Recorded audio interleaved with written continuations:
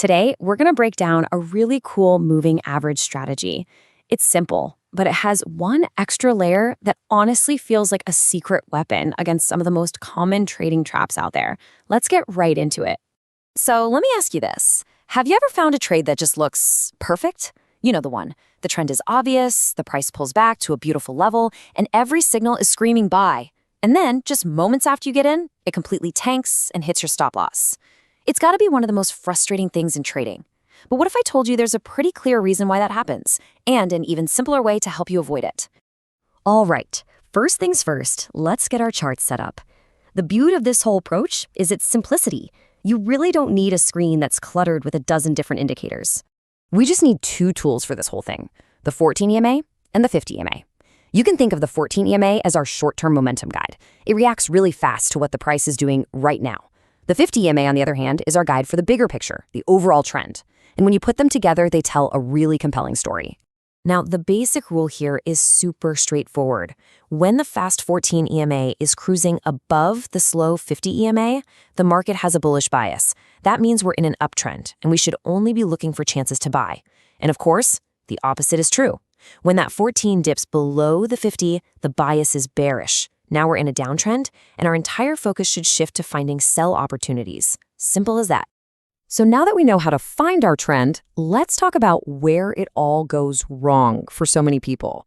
We're going to look at a classic setup on just a single chart to really zero in on the trap that catches traders time and time again. Okay, so picture this on a 4-hour chart. The 14 EMA is way above the 50 EMA, so we have a strong confirmed uptrend. Then the price does exactly what we want it to do. It pulls back, nice and gentle, to a strong support level that just so happens to line up with our EMAs. You're even seeing some of those long-wicked candles, suggesting buyers are starting to nibble. I mean, come on.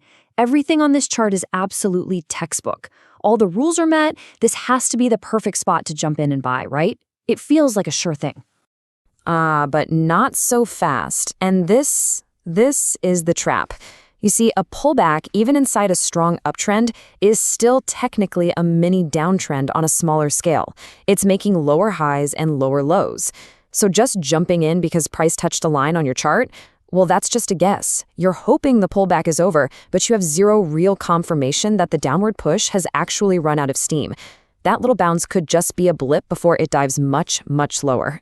So how do we fix this? How do we stop guessing and turn this into a high probability trade?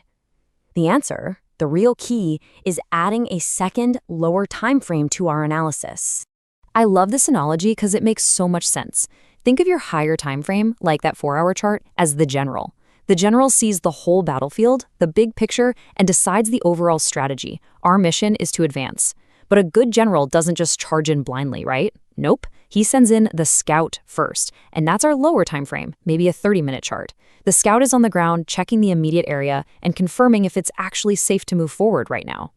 Okay, so let's see how this all comes together in a clear, step-by-step process. We're going to combine the general's big picture plan with the scout's on-the-ground report to make a much, much smarter trade. Here's the 5-step battle plan. Step 1, the general sets the strategy on the high time frame. We're in an uptrend. Got it. Step 2, we patiently wait for the price to pull back to our key support zone. Step 3, we send in the scout by switching down to our 30-minute chart. Now, step 4, and listen, this is the most important step of all. We wait for the scout's report. We need to actually see that little pullback downtrend break. We're looking for it to stop making lower lows and instead make a higher high, proving the buyers are really back in charge. And only then, only after we get that confirmation, do we execute step 5 and enter the trade. You see the difference? It's huge. We are no longer just hoping that support level holds. We are waiting for actual concrete proof on the lower time frame that the selling pressure is gone and the main uptrend is ready to take off again. This one little shift filters out so many of those weak setups that would have ended up as losses. So if you only remember one single thing from all of this, let it be this next idea. This is the core principle that makes it all work. It's the real secret weapon. Read this again.